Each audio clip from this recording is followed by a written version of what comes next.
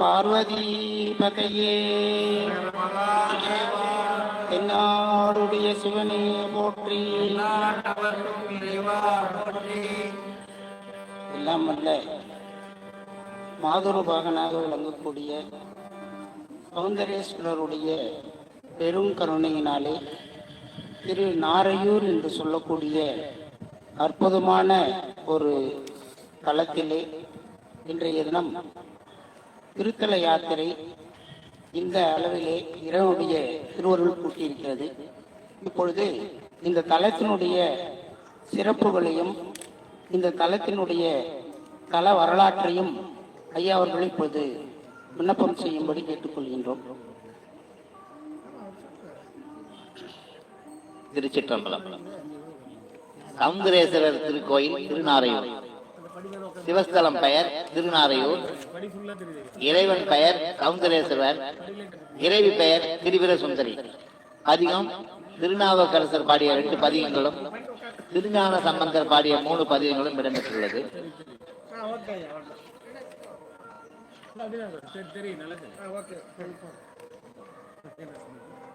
தல வரலாறு. ஒரு முறை கந்தர்வன் ஒருவன் ஆகாய வழியே சென்று கொண்டிருந்தான்.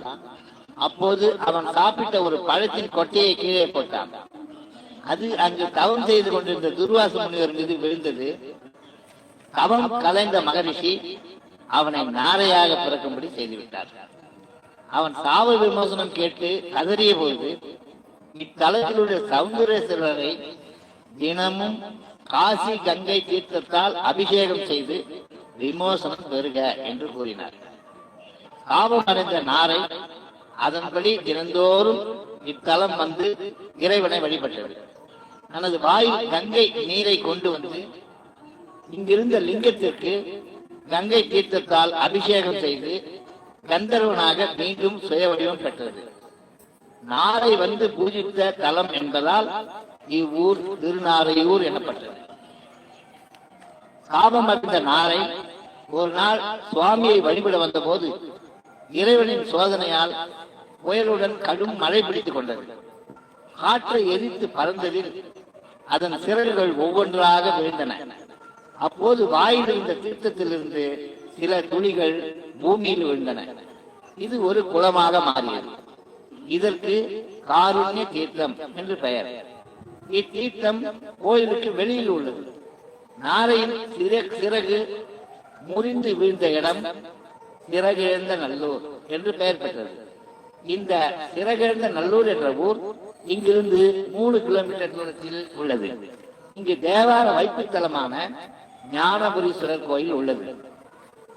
நல்ல சிறப்பு. இத்தலத்தில் உள்ள ஆலயம் சிவாலயமாக இருந்தாலும் இங்கு விநாயகருக்கே முக்கியத்துவம் அதிகம். இவர் கொல்லா பிள்ளையார் என அழைக்கப்படுகிறார். கொல்லா என்றால் புலியால் செதுக்கப்படாத என்று அர்த்தம். அதாவது இந்த பிள்ளையார் புலியால் செதுக்கப்படாமல் சுயம்புவாக தானே தோன்றியது. அனந்தேசர் என்ற பக்தர் இவருக்கு பூஜை செய்து வந்தார். சுவாமிக்கு படைக்கும் நைவேத்தியத்தை பக்தர்களுக்கு கொடுத்துவிட்டு வீட்டிற்கு செல்வது அவரது வழக்கம். வீட்டில் இருக்கும் அவரது மகன் நம்பியாண்டார் நம்பி அவரிடம் பிரசாதம் கேட்ட போது விநாயகர் சாப்பிட்டு விட்டார் என்று சொல்லிவிடுவார். ஒரு சமயம் அனந்தேசர் வெளியூர் செல்ல வேண்டியிருந்ததால் மகனை பூஜை செய்ய அனுப்பினார். அவன் விநாயகருக்கு நைவேத்தியம் படைத்தான். தந்தை சொன்னபடி விநாயகர் அதை சாப்பிடுவார் என நினைத்து காத்திருந்தான். ஆனால் விநாயகர் சாப்பிடவில்லை. எவ்வளவோ கெஞ்சி பார்த்தான். ஆனாலும் நைவேத்தியம் அப்படியே இருந்தது.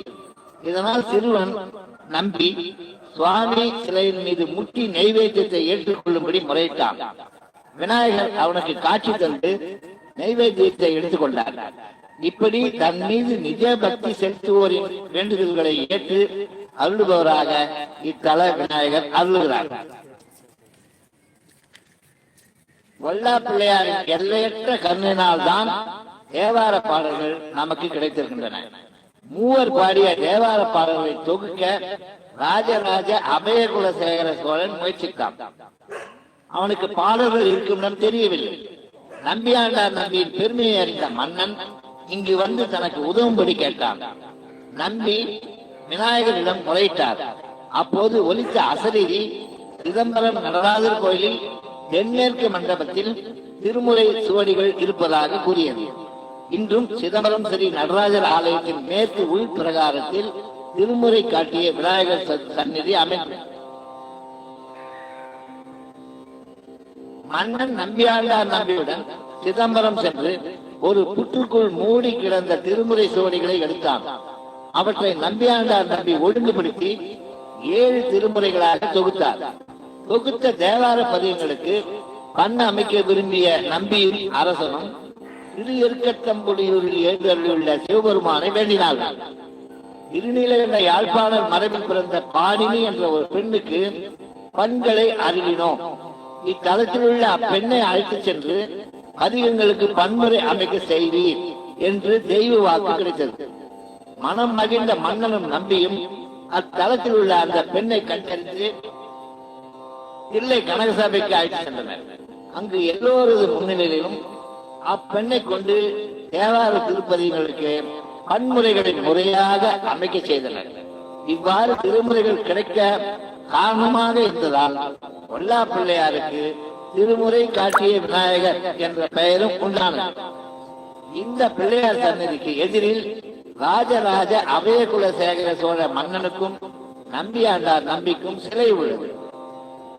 விநாயகருக்கு 6 படை வீடு, முருகப்பெருமானுக்கு 6 படை வீடுகள் இருப்பதை போல அவரது அண்ணன் விநாயகருக்கும் 6 படை வீடுகள் உள்ளன. இவற்றில் திருநாரையூர் தலம் முதல் படை வீடாகும். திருவண்ணாமலை, விருத்தாச்சலம், திருக்கடையூர், திருச்சி உச்சி பிள்ளையார், மதுரை ஆளாத சுந்தர விநாயகர், பிள்ளையார்பட்டி கற்பக விநாயகர் ஆகியவை பிற தலங்களாகும். முழு முதல் கடவுளான விநாயகரை முதல் படை வீடான இத்தலத்தில் வணங்குவது சிறப்பான பலன் தரும். கோவில் முகப்பு வாயிலுக்கு வெளியே கிழக்கில் காருண்ய தீர்த்தம் என்ற திருக்குளம் உள்ளது. முகப்பு வழியாக உள்ளே நுழைந்தவுடன் சிறிய விநாயகரும் நந்தி மண்டபமும் உள்ளன. கொடிமரம் இல்லை. அதைத் தொடர்ந்து 78 அடி உயரமுள்ள கிழக்கு நோக்கிய கம்பீரமான 3 நிலை ராஜகோபுரத்துடன் சுமார் 5.5 ஏக்கர் நிலப்பரப்புடன் ஆலயம் அமைந்துள்ளது. மூலவர் சௌந்தரேஸ்வரர் லிங்க வடிவில் கிழக்கு நோக்கி காட்சி தருகிறார். இறைவன் சுயம்புவாக தோன்றியதால் இவருக்கு சுயம்பிரகாச ஈஸ்வரர் என்ற பெயரும் உண்டு.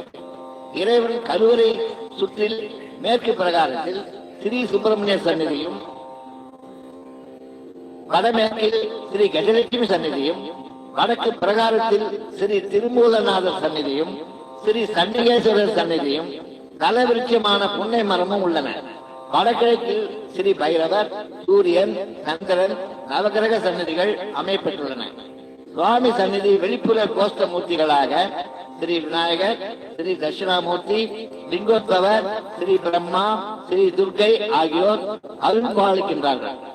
அம்பா திரிபுர சுந்தரி சன்னதி தெற்கு நோக்கி சிவன் சன்னதிக்கு வெளியே வெளிப்பிரகாரத்தில் வடகிழக்கில் தனி கோயில் அமைப்பில் அமைந்துள்ளது. இறைவன் சன்னதி விமானம் அர்த்தசந்திர வடிவில் 2 கலசங்களுடன் காணப்படுகிறது. இத்தகைய அமைப்பில் உள்ள விமானத்தை தரிசிப்பது அபூர்வம். சிவன் சக்தியின் வடிவமாகிய அம்பிகையை தனக்குள் ஐக்கியப்படுத்தியிருக்கிறார் என்ற தத்துவத்தின் அடிப்படையில் அவளுக்கும் சேர்த்து 2 கலசங்கள் அமைந்திருப்பதாக சொல்கின்றனர். நடராஜருக்கும் இத்தலத்தில் தனி சன்னதி இருக்கிறது. சிவன் கோயில்களில் ஒரு சண்டிகேஸ்வரர் இருப்பார். இங்கு ஒரே சன்னதியில் அடுத்தடுத்து 2 சண்டிகேஸ்வரரை தரிசிக்கலாம். மூலவர் சௌந்தரேஸ்வரருக்கு ஒருவர், பிரகாரத்தில் தனி சன்னதியில் இருக்கும் திருமூலநாதருக்கு ஒருவர் என இங்கு 2 சண்டிகேஸ்வரர் இருக்கின்றனர். பிரகாரத்தில் ஒரே இடத்தில் 3 பைரவர்கள் காட்சியளிக்கின்றனர். இவர்களது தரிசனம் விசேஷமானது. சங்கரார சதுர்த்தி, விநாயகர் சதுர்த்தி, கிருத்திகை, ஐப்பசி கந்த சஷ்டி விழா, பிரதோஷம், மகா சிவராத்திரி முதலியவை சிறப்பாக கொண்டாடப்படுகின்றன. ஒவ்வொரு வருடமும் வைகாசி மாதம் ஸ்ரீ நம்பியாண்டார் நம்பி முக்தி அடைந்த நாளான புனர்பூச நட்சத்திரத்தில் நம்பி குரு பூஜை விழா சிறந்த திருமுறை விழாவாக கொண்டாடப்படுகின்றது. திருஞான சம்பந்தர் திருநாவுக்கரசரால் பாடப்பட்ட தலம் இது. சம்பந்தர் தனது உரையினில் வந்த பாவம் உணர் நோய்களும் என்று தொடங்கும் பதிகத்தில் இத்தல இறைவனை வழிபடுவதால் வாக்கு, மனம், காயம் ஆகியவற்றால் விளைந்த பாவங்கள் தீரும். உடலால் செய்யப்பெறும் குற்றம் முதலானவும் அவ்வுடலை பற்றிய பிணி நோய்களும் கெடும். தீவினையால் உலகில் பிறந்து அடையும் துன்பங்கள் அகலும். உடல் நீங்கும் காலத்தில் உயிர் கொள்ள வரும் யமன் மிகவும் அஞ்சுவான். ஆதலில் நீர் நறுமணமுள்ள மலர்களை தூவி திருநாரையூர் இறைவனை கைகூப்பி தொழுது வழிபாடு செய்வீர்களாக என்று குறிப்பிடுகிறார். இதனால் தெரிந்தோ தெரியாமலோ பாவம் செய்தவர்கள் இத்தல இறைவனை வேண்டி விமோசனம் பெறலாம். திருஞான சம்பந்தர் இயற்றியுள்ள இத்தலத்திற்கான இப்பதிகம் 2ஆம் திருமுறையில் இடம்பெற்றுள்ளது.